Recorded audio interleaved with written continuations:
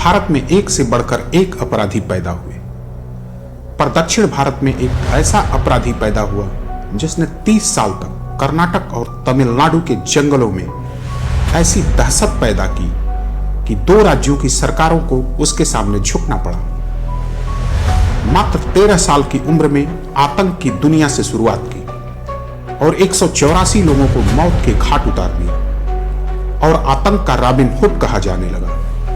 लगभग 2000 हाथियों की हत्या कर हाथी दांत की तस्करी से लेकर चंदन के लकड़ी की स्मगलिंग तक उसने बेशुमार दौलत हासिल की और अपने साम्राज्य को किडनैपिंग तक बढ़ा दिया। पुलिस अधिकारी को मारकर उनके सिर से फुटबॉल खेला करता था। दहशत का आलम इतना बढ़ गया कि उसने कन्नड़ सिनेमा के सुपरस्टार राजकुमार को किडनैप कर लिया, कर्नाटका के फॉर्मर मिनिस्टर नागप्पा को किडनैप किया और उनकी हत्या कर दी।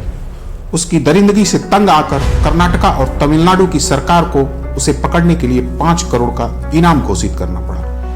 इन 30 सालों में 220 करोड़ खर्च करने के बाद भी पुलिस उसे जिंदा नहीं पकड़ पाई। आइए एक ऐसे अपराधी के बारे में जानते हैं जिसके मरने पर विदेशी मीडिया के अखबारों का शीर्षक था death of a demon. Veerappan का जन्म 18 जनवरी 1952 को कर्नाटका के गोपीनाथम गांव में एक तमिल परिवार में हुआ था। वीरप्पन बचपन में वन विभाग की चौकियों पर फॉरेस्ट गार्ड को चाय पिलाया करता था। हथियार चलाने की ट्रेनिंग उसे फॉरेस्ट गार्ड द्वारा ही दी गई। इन्हीं गार्ड्स के कहने पर वह जंगल में जाने लगा और शिकार करने लगा। वह हाथियों को मारता और उनके दांत लाकर फॉरेस्ट गार्ड को दे देता था। गार्ड्स उसके बदले उसे कुछ पैसे दे देते थे और अपने उससे अच्छा पैसा कमाते थे। वाइल्ड लाइफ लॉ धीरे धीरे सख्त होने लगा था। अब यह काम मुश्किल हो गया, लेकिन वीरप्पन जंगली जानवरों का शिकार करता रहा। फॉरेस्ट गार्ड को मना करने पर वीरप्पन ने फॉरेस्ट गार्ड को ही गोली मार दी। यह वीरप्पन की पहली हत्या थी। गार्ड की हत्या के बाद पुलिस वीरप्पन को ढूंढने लगी, लेकिन जब जब पुलिस उसे पकड़ने जाती वह जंगल में भाग जाती। जंगल में वीरप्पन को पकड़ना मुश्किल था। पुलिस की पकड़ में न आने पर गांव के लोग वीरप्पन को हीरो मानने लगे। इस वजह से गांव के कई लड़के वीरप्पन के गैंग मेंबर बनकर उसके साथ हो गए। देखते ही देखते वीरप्पन की गैंग ने जंगल में लकड़ी के ट्रेडर और खदान मालिकों से वसूली करना शुरू कर दिया। जब वीरप्पन का आतंक धीरे धीरे बढ़ने लगा तब पुलिस सक्रिय हुई। पुलिस ने एक टीम बनाकर वीरप्पन को पकड़ने का प्लान बनाया। पुलिस ने जैसे ही वीरप्पन का पीछा किया, वीरप्पन जंगल के रास्ते तमिलनाडु बॉर्डर पार करके कर्नाटका में चला गया। यह सिलसिला चलता रहा। जब कर्नाटक पुलिस पीछा करती तब वह बॉर्डर पार करके तमिलनाडु की सीमा में प्रवेश कर जाता और तमिलनाडु पुलिस पीछा करती तो वह कर्नाटक की सीमा में चला जाता। पुलिस ज्यूरिडिक्शन की वजह से कुछ नहीं कर पाती। स्टेट गवर्नमेंट की प्रॉब्लम का वीरप्पन ने खूब फायदा उठाया और उसका गैंग धीरे धीरे बड़ा बनता चला गया। आखिरकार दोनों स्टेट ने वीरप्पन को पकड़ने के लिए एक ज्वाइंट टास्क फोर्स बनाया और इस टास्क फोर्स ने वीरप्पन की 80% गैंग का सफाया कर दिया। वीरप्पन भी बहुत चालाक था। उसने अपने गैंग को छोटे छोटे टुकड़ों में बांट दिया, क्योंकि एक साथ रहने से वह पुलिस की नजर में आसानी से आ जाता था। इस बीच वीरप्पन को मीडिया और लोकल पत्रकारों ने इतना पॉपुलर बना दिया कि वीरप्पन को अपनी पॉपुलैरिटी देखकर मजा आने लगा।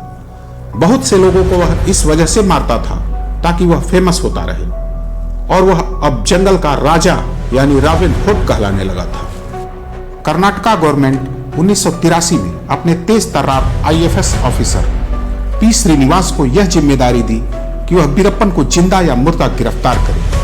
पी श्रीनिवास ने 3 साल के अथक प्रयास के बाद 1986 में वीरप्पन को गिरफ्तार कर लिया, लेकिन कुछ दिन बाद ही वीरप्पन पुलिस को चकमा देकर भाग गया। उसके बाद पी श्रीनिवास ने वीरप्पन के गांव गोपीनाथम के लोगों की काफी मदद की। गांव वालों के लिए सरकारी मदद से 40 घर भी बनाए, जिसमें वीरप्पन की बहन थी मारी को भी एक मेडिकल क्लिनिक में काम दिलवाया गया। इस तरह पी श्रीनिवास गोपीनाथम गांव के चहेते बन गए थे। साल 1990 में वीरप्पन ने मुथु लक्ष्मी नाम की औरत से शादी कर ली। इसी बीच वीरप्पन की बहन मारी ने खुदकुशी कर ली। वीरप्पन अपनी बहन की आत्महत्या का कारण पी श्रीनिवास को समझने लगा, क्योंकि इनके अफेयर की चर्चा गांव में हो रही थी।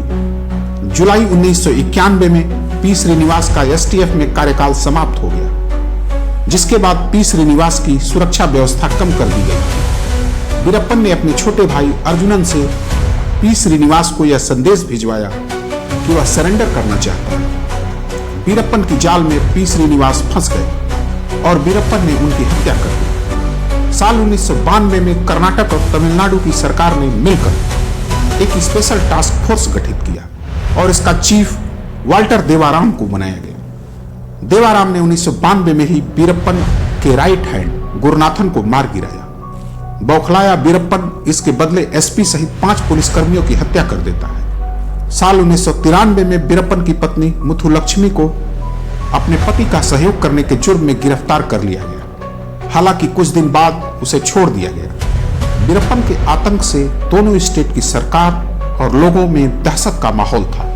साल 2003 से 2004 के बीच तमिलनाडु की चीफ मिनिस्टर जयललिता ने आईपीएस विजय कुमार को वीरप्पन को जिंदा या मुर्दा गिरफ्तार करने की जिम्मेदारी दी। काफी छानबीन करने के बाद आईपीएस विजय कुमार को यह पता चलता कि वीरप्पन को पढ़ने में दिक्कत आ रही और उसे मोतियाबिंद की बीमारी है। काफी प्रयास के बाद विजय कुमार ने वीरप्पन के 2 साथियों को अपना मुखबिर बना लिया और वीरप्पन से संबंधित सारी जानकारी आईपीएस विजय कुमार को मिलने लगी।